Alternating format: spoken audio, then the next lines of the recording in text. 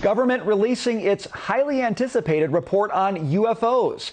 Officials say they have no explanation of the cases reported by military planes, writing, quote, "In a limited number of incidents, unidentified aerial phenomena reportedly appeared to exhibit unusual flight characteristics. These observations could be the result of sensor errors, spoofing, or observer misperception and require additional rigorous analysis." But they added this: the objects, quote, "clearly pose a safety of flight issue and may pose a challenge to U.S. national security." A lot of bureaucratic speak there. Here to sort it out is UFO expert Nick Pope. Nick, thanks for being with us. Your reaction to this highly anticipated but not very exciting, apparently, report that we're getting today? Well, it's fascinating. I've just had a quick read through. It really was made available, I think, literally only moments ago, and it's interesting. It's a mixed bag. It's a long way of saying, and it's about 9 pages of saying we don't know what these things are. Some of them may be misperceptions.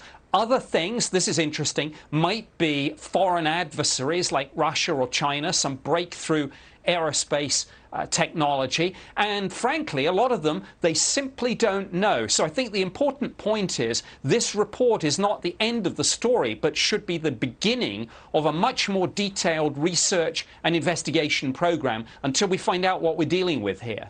Nick, you know, the interesting thing about this, when you look at some of the folks who saw these UFOs, who reported them, you know, they weren't just your average everyday observer. They were trained, highly specialized people with knowledge of aerospace.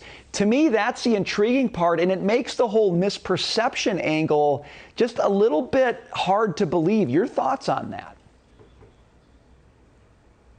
I agree with you completely. I mean, a lot of these witnesses are pilots and radar operators and other military personnel, people absolutely familiar with pretty much everything in the skies and very able, particularly with the corroborating evidence that they have from radar and other platforms. You know, these people don't make mistakes that easily. And I think it's interesting, this report says they've really only looked at a select number of incidents. I mean, there have been many, many more encounters going back decades. So I think there needs to be a deeper dive into some of the backstory here. Okay, Nick, you've worked on these issues for a long time for the UK government. I mean, you go back on this. I've heard you say, look, everything that we're seeing here is the tip of the iceberg.